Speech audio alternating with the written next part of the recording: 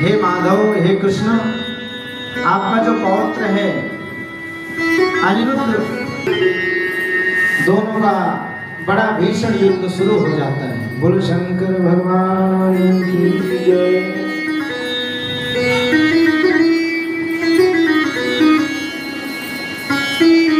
बड़ा भीषण युद्ध प्रारंभ हो जाता है। इधर भगवान श्री कृष्ण असुरराज बाणासुर की सारी सेना को समाप्त करके, जैसे ही बाणासुर की का वध करना चाहा, कहते हैं वैसे ही बाणासुर की रक्षा के लिए भगवान शिव प्रकट हो गए। भगवान शिव वहां पर आए और भगवान शिव को सम्मुख देख करके मधुसूदन श्री कृष्ण हाथ जोड़ करके पहले तो भगवान को प्रणाम किया। आज भगवान शिव कहने लगे कि हे कृष्ण, मैं अपने भक्त की रक्षा के लिए यहाँ पर आया हूं, इसलिए इस बाणासुर को मारने से पूर्व मुझसे युद्ध करना पड़ेगा। कृष्ण कहने लगे कि प्रभु, मैं आप पर वार कैसे कर सकता हूं? हे भोले भंडारी शिव, आप परम पिता हैं। मैंने आपके प्रति अगर मन में भी ऐसा विचार किया तब भी मुझे पाप लगेगा। हे शिव, आप मेरे गुरु हैं, मैं आप पर शस्त्र नहीं चला सकता। भगवान शिव ने कहा कि देखो, तुम मुझसे युद्ध नहीं करोगे, इसलिए तुम्हें एक काम करना होगा। आप मेरे ऊपर सम्मोहन अस्त्र का प्रयोग करो। सम्मोहन अस्त्र प्रयोग करने से मैं तुमसे युद्ध नहीं करूंगा और निश्चय ही तुम बाणासुर को मार सकोगे। भगवान श्री कृष्ण ने सम्मोहन अस्त्र भगवान शिव पर चलाया, जिससे भगवान श्री कृष्ण आज भगवान शिव कृष्ण पर मोहित हो जाते हैं। इधर भगवान श्री कृष्ण बाणासुर को मारने के लिए जैसे उद्यत हुए, अब उसका जितनी भी भुजाएं थी, हजारों भुजाएं, वो सब भगवान श्री कृष्ण ने अपने धनुष से उसकी भुजाएं काट दी। जैसे उसका सर काटने के लिए चले, कहते हैं कि सम्मोहन अस्त्र का प्रभाव क्षीण हो गया था, इसलिए भगवान फिर से खड़े हो गए। भगवान शिव पुनः खड़े हो गए और बाणासुर की हत्या करने से कृष्ण को मनाते। इधर बाणासुर ने देखा कि मेरी सारी भुजाएं कट गई और मैं जो है कृष्ण से पराजित हो गया। जब वो पराजित हुआ तो उसके सारे गर्व चूर्ण हो गए, उसका अहंकार मिट गया और वो पश्चाताप करने लगा।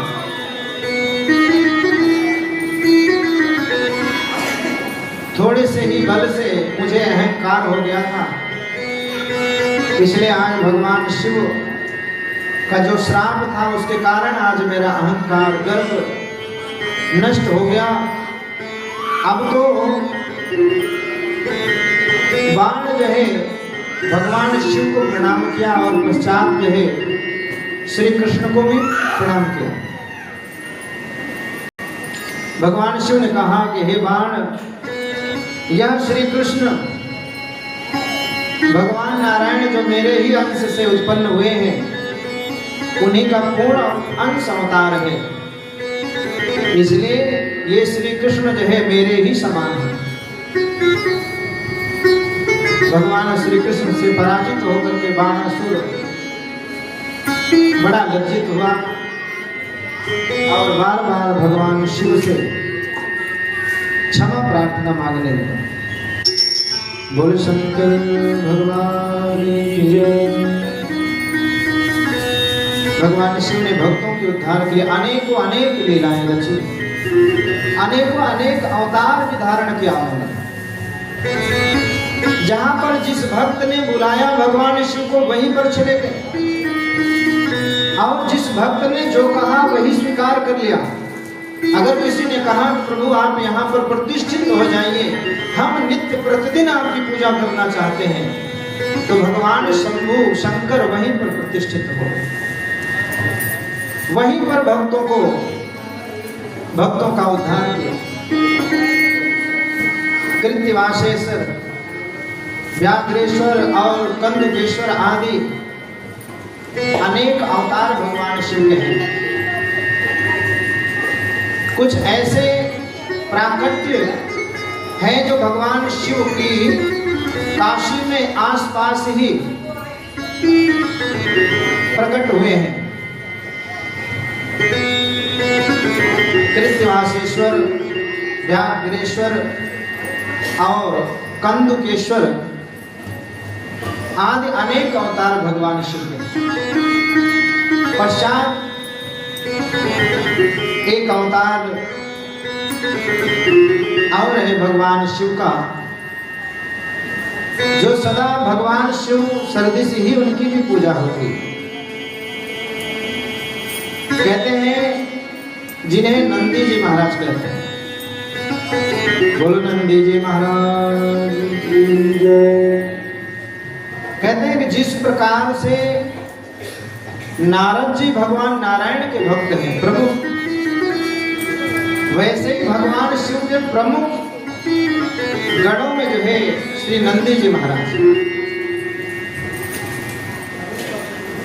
पूछने लगे भैया, नारद जी ने कहा कि प्रभु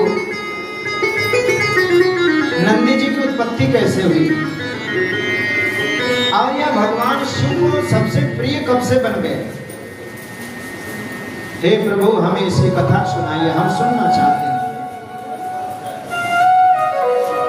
नंदी अवतार की कथा को हम सुनना चाहते हैं।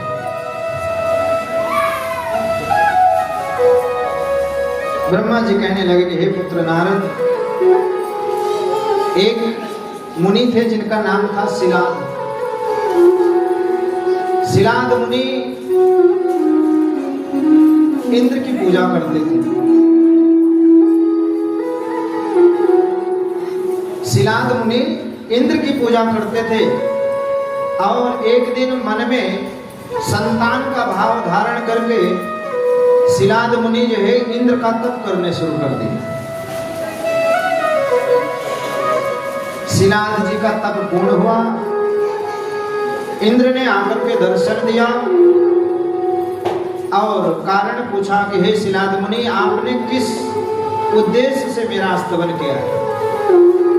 शिलाद मुनि कहने लगे कि हे इंद्रदेव, मेरी इच्छा है, मैं एक ऐसे संतान को प्राप्त करना चाहता हूं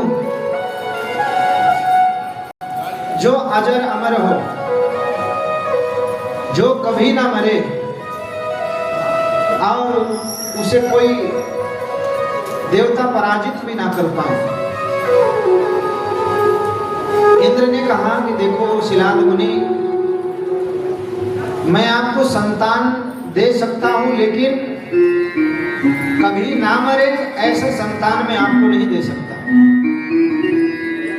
संसार में कोई भी ऐसा देवता नहीं है जो तुम्हें इस प्रकार का पुत्र प्रदान कर सके। हे शिलाद मुनि, आप मृत्यु लोक में रहते हैं, और मृत्यु लोक में जिसका भी जन्म होता है उसकी मृत्यु निश्चित है। इसलिए इसकी जगह कोई और वरदान मांग लीजिए। शिलाद ने कहा कि मुझे दूसरे वरदान से कोई प्रयोजन नहीं है, हमें तो सिर्फ संतान चाहिए। चलो आप नहीं दे सकते, कोई बात नहीं, पर कोई ऐसा उपाय हो तो बता दीजिए। तो इंद्र ने कहा कि देखो, विधि के विधान को बदलने का सामर्थ्य सिर्फ एक ही देव है, सिर्फ एक ही देव है, वो है महादेव। हे शिलाद मुनि, तुम एक काम करो, आज से भगवान शिव की उपासना करो। अगर भगवान शिव प्रसन्न हो जाएंगे तो निश्चय ही आपका मनोरथ पूर्ण हो जाएगा। शिलाद मुनि जो है भगवान शिव की तप करने लग जाते हैं। शिव का प्रतिदिन संध्या वंदन आदि करके भगवान शिव का चिंतन सदैव करते रहते थे। मिट्टी का शिवलिंग बनाना, पूजन करना, अभिषेक करना, ये प्रतिदिन का कार्य था। समय काल पूर्ण हुआ। एक दिन शिलाद मुनि एक विशाल यज्ञ प्रारंभ करने की सोच ही रहे थे। कहते हैं कि निर्माण कर रहे थे बड़े यज्ञ का, और ऐसे में भगवान शिव की कृपा हुई। वह उस शिलाद मुनि के शरीर से एक बालक की उत्पत्ति हो गई। कहते हैं शिलाद मुनि ने जब उस बालक को देखा तो बड़े आनंदित हो गए। मैंने भगवान शिव की कृपा से आज मुझे संतान प्राप्त हो गई है। और उस बालक को देख करके शिलाद मुनि बड़े आनंदित हुए। कहते हैं शिलाद मुनि ने आज उसका नामकरण भी किया। उन्होंने कहा कि हे पुत्र, आज तुमने मुझे बहुत ही आनंदित किया है, इसलिए आज से तुम्हारा एक नाम नंदी भी होगा। बोलो नंदी जी महाराज की जय। भगवान शिव का वो अंश नंदी किसी गर्भ से उत्पन्न नहीं हुए, पैदा नहीं हुए। वे स्वयं भगवान शिव का ही स्वरूप है, जो लीलावश शिलाद मुनि के शरीर से उत्पन्न हुआ, जिनको कहते हैं अयोनिज, जिनका जन्म नहीं बल्कि प्राकट्य हुआ है।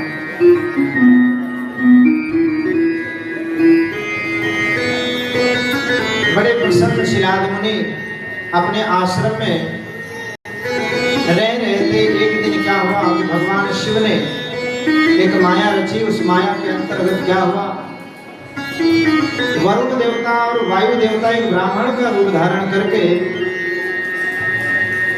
शिलाद मुनि के आश्रम में गए और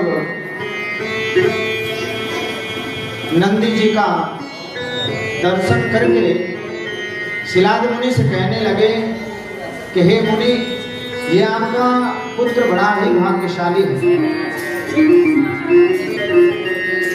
लेकिन इसकी आयु जो है बहुत कम है।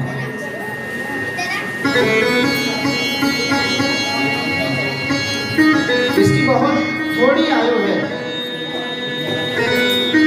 ऐसा बता करके दोनों वायु देवता, वरुण देवता वहां से चले जाते हैं। ऐसी बात को सुनकर के शिलाद मुनि बड़े दुखी हुए।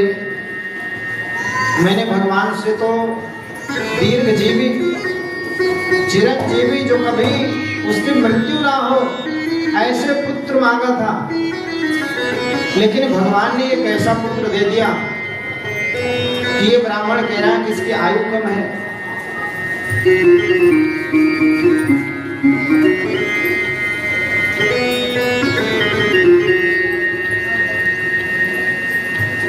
बड़े दुखी मन से बैठे थे। इतने में नंदी जी महाराज वहां पर आ जाते हैं। नंदी जी महाराज ने देखा अपने पिता शिलाद मुनि को, उनको दुखी देख करके